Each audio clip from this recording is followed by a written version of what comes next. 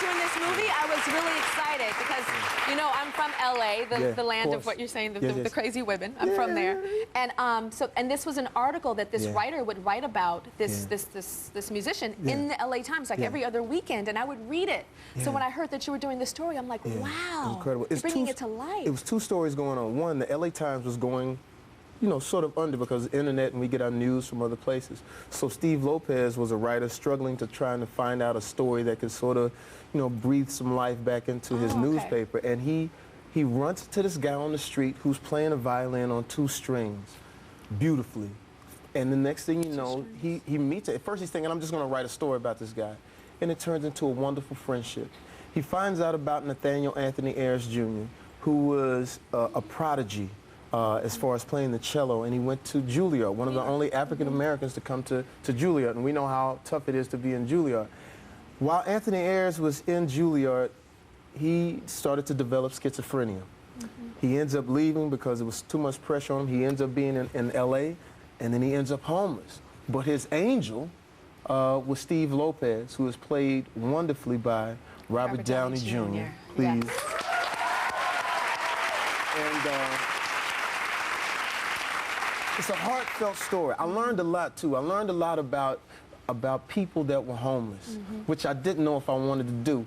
It's like, you know, you're living now, you're living behind your gates, you know, made a little money. When Joe Wright said, I want you to come down to downtown LA, it's a beautiful place. I said, man, I ain't going down there. I said, because there's people hiding, there's people selling drugs. I said, you're looking at it because you're from England. I'm looking at it because I used to live close down there. So when I get there with all of my, you know, whatever I'm thinking, you know, I get there and I meet these wonderful people, man. It's like some of the people that were schizophrenic or whatever was some of the coolest people in the world. Some of the people at home, the cool, and it was people that had been maybe actors, maybe had been lawyers, fallen on bad times. And the lady said, we're all one circumstance, we're all one thing from being in a terrible, in a circumstance. So I'm sitting there, and there was this one story of this lady who was suffering from schizophrenia, and she said she knew she was because at one point she couldn't recognize her children. And she said, my children were the most important thing to me in my life. So I called my sister and I said, come get my kids because I don't want anything to happen to them. And as tears ran down her cheeks, you know, I'm boo-hooing about it. So I learned a lot. It humanized them. It made them human beings. How was it like working with Robert Downey Jr.? Absolutely. Robert Downey Jr., Iron Man, shout out to you, man, doing his thing.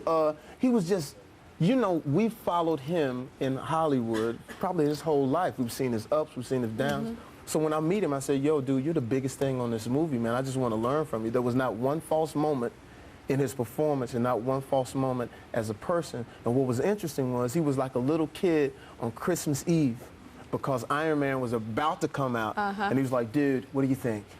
And I said, all I can tell you is that promo, bum, bum, bum, bum, bum. Bum, bum, bum, bum, bum, bum, bum, bum. I said, that's the right music, the right trailer in the movie, you know, fantastic. And he's still really down to earth. Way down to earth, way cool. As you are, Jamie, because I knew you before your Academy Award and after. And you still have the same heart. But you know what it is.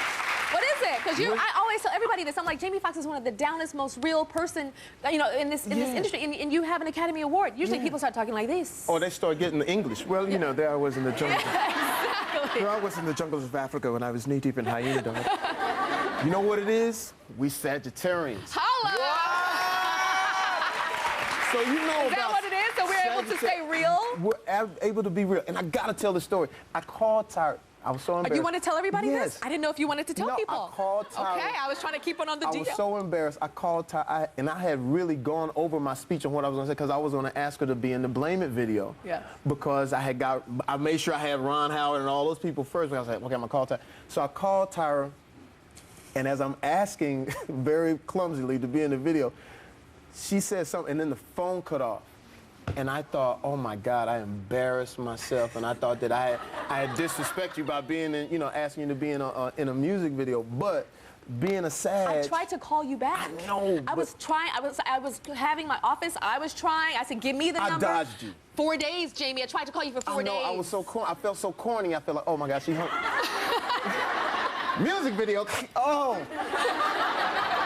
You know, but I know as a Sag or whatever, like, I know, you know, you were cool. So I just had to get that out. I'm so happy you told everybody. I didn't want to tell people that. Good. It's all good. I still get nervous. You still get nervous? Yeah, of course. Which I think is so cute. Yeah. Are you ready to play a little game with me? Sure. Little let's play Jamie some Foxx games. name game? Okay. Okay, it's going to be like these random questions. I'm going to call it Crazy Like a Fox. You ready? Crazy like that. Okay. Oh, yeah. Is that you doing stand-up?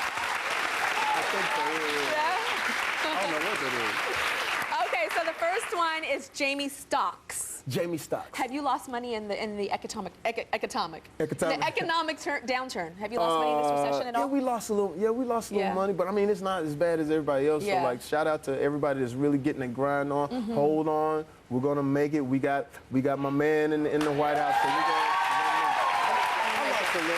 Yeah. You know what I'm saying? Yeah. Barack. Did you see Barack? Yeah, man. If there's any indication that America is not the most incredible country in the world.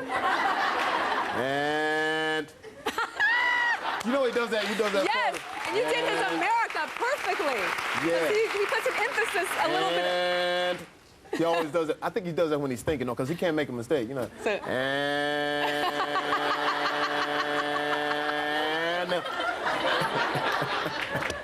and he's smooth too. That walk, he said. oh, That's wait, what I love. Okay, what's up with the walk? walk? The walk.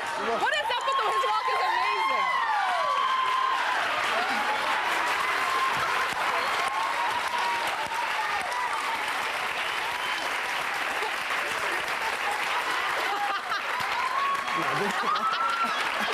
Did you notice? Jamie, did you notice that his walk got a little bit more down after he won? He was like, I can relax now. That's the way he's giving us a sign to the hood, like, yeah. You know what I'm saying? Don't get it because twisted, he couldn't really let it out, you know, because he didn't want to scare everybody. He didn't scare white people. Like, I don't want to be too, but so he just, so he want to scare the white people in, like, you know, Iowa, be like, hey, wait. But he shows us in that walk, yeah. Like, I'm down. Okay, here's the next one. Next one, Jamie Socks. Jamie Sucks? No, Socks. Socks. When was the last time you were in a fist fight? You know what's crazy? The last time I was in a fist fight was with Breon, the guy who did my album. Wait, we had you guys a got fight into a in Miami. fist fight? Yeah, we got in a fight. Miami! But it was cool. It was just a little hustling and tussling and stuff. We was arguing over a girl?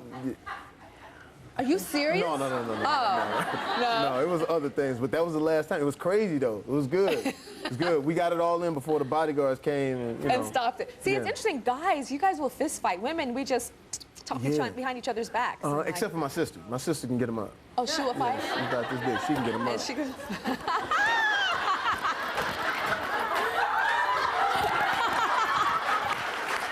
She gets them up. Lil D get him up. Don't run up on Lil D. She get him up. What's her name, Lil D?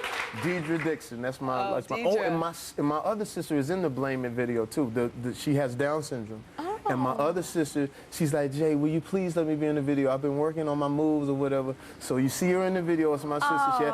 And we put a long ponytail in her You gave her some hair? She was hitting people with the ponytail. Was crazy. So shout out to Deandra. This is the last one. Hi, Deandra. Yeah. Okay. Jamie walks. Yes. Can you give me your fiercest, most fabulous runway walk? But I want to bring the past because you're so real and you're so down to earth. Yes. In living color. Yes. Can you walk like Wanda? Okay. Yes.